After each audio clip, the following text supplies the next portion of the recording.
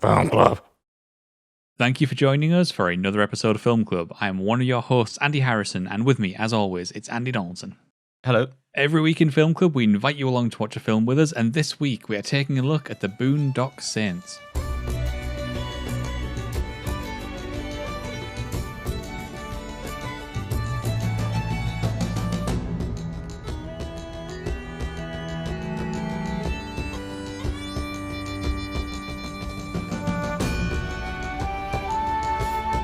This is two apparently twin brothers that are apparently Irish fighting evil in a Boston neighborhood. Initially it is Russian mobsters, and then it just turns to be anyone evil. Then I actually don't know. So that perfectly sums up this film. This is fucking from review. This is from a guy called Troy Duffy, and Who? the Boondock Saints Jesus. has he's got a bit of a reputation. The film has become somewhat of a cult classic in some ways. It's got a cult following to it. But Troy Like The Duffy was originally working as a bartender or a bouncer or something. And he sort of got this weird, like, rags to riches story told about him. You know, Harvey Weinstein sort of bought his script, and he was going to then employ him to direct Boondock Saints. And he had this whole, like, sudden, like, just thrust into Hollywood. And he made the He was a Boondock dick. Saints with very little understanding of cinema. And if I'm honest, I don't want to sound harsh, it shows. Like, Fucking shows, Andy. My days.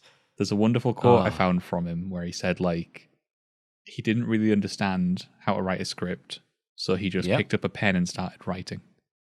Oh, And yeah. Okay, that sounds right. It really, really shows. The film. So, if I can give some good stuff first, Willem Dafoe is always a delight.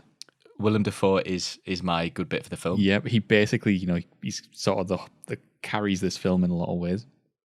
And there's a scene, to be fair, to give credit to the people on the film, it's that scene where he's alongside him. I quite like how he's narrating the scene, and it's like when they're going through the gate. It gets a bit silly, but it's a good idea. I quite like that. You know, in that moment, Willem Dafoe's giving it his all with his air guns and his sweat pouring down, like, wonderful. And I like some of the music in the beginning. It's got this sort of like lovely Irish twang to the whole thing.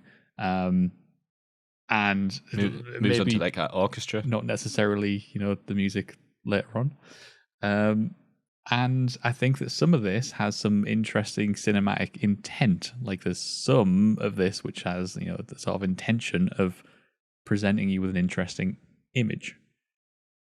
The story really goes off the rails.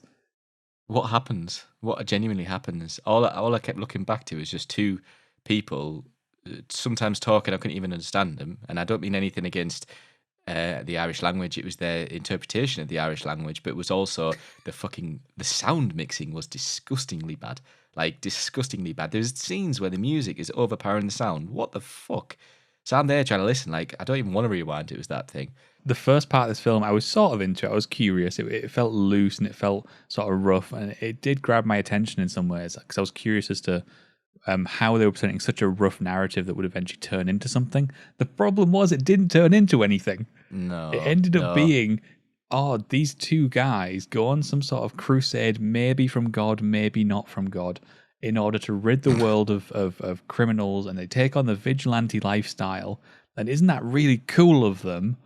And then also Willem Dafoe's like, oh yeah, take you in. Yeah, you guys are fine. It's self-defense. And then, who the hell are these two people?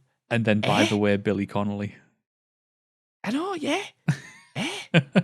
The two leads, which are Sean Patrick Flannery and Norman Reedus, neither of which are Irish. And it tells. I mean, Norman Reedus, you know, he's a lot more popular lately, but fucking hell, man, that was a rough Irish accent, man. Yeah, Norman Reedus can give a good performance, and Yeah. even of these two, I think he's the weaker one. I think that Sean Patrick Flannery gives a better performance than Norman Reedus. Absolutely. The two of them are trying desperately to give this Irish performance, and it's the most stereotypical Irish performance you can imagine. Yeah. Like, the opening of the film's fucking St. Paddy's Day, just to Yeah. hammer home how Irish these guys are. And then, yeah, like I said, you get Billy Connolly later on as their dad, And then who, you by get- the you way, is the most Scottish person imaginable. I know. Why him? He's Scottish, not Irish. But then you have the bartender who's what feels like he's got Tourette's, but then he's also got what's it called? A stutter. Yeah. So it's like I don't understand. I mean, I imagine that happens, but he just doing that because he's Irish and he likes saying feck. And it's that. But the one that really took it away from me, the sound mixing was atrocious, right? But the one that took it away from me is the editing is absurdly bad. The editing where it's something then it's like, I'm sure there's a scene in the 2/3 into the film, it's like, oh my God. And then it cuts to black. And it's like, and then it starts a new scene. I'm like, what the fuck? What the fuck? How he just suddenly, he's like in the middle of a conversation and it's got like that. Exactly. Like, where am I going with that? Like the full stop in the middle of a fucking statement. Fuck off. And, I'm a bit of a hypocrite saying this. They got that guy in, what was he called? Apparently they wrote the character for him. Oh, David Della Rocco. Rocco. So the guy called Rocco, who I don't understand. He's supposed to be the funny man. Like, all right, not really funny. I didn't understand the joke he said. Yeah, I did not understand the joke, and they're laughing. I'm like, I don't understand that at all. And then all he does is just swear. Apparently, he was based off one of his or multiple personas that he did. All he does is just say the F word and go fuck, and all this, and just saying there's many different variations of the word and stuff like that. And it's like, how does that contribute to the whole film? So I'm glad you brought him up because his character confuses the shit out of me. I don't know why he's there. Like, why is he there? He pops up early on, and he seems like he's going to be maybe a bit of a dodgy character. Then you're supposed to trust him. Then he blows up a cat, he's supposed to, which actually is quite a funny scene. Yeah, that was funny. And then, but then he's supposed to empathize towards his death. He's supposed to like kind of feel and like be attached to his character. What the hell? No, exactly. And I think that's one of the biggest problems here is that this script, it never really stops to establish why you should care about any of the characters or any of the actions going on.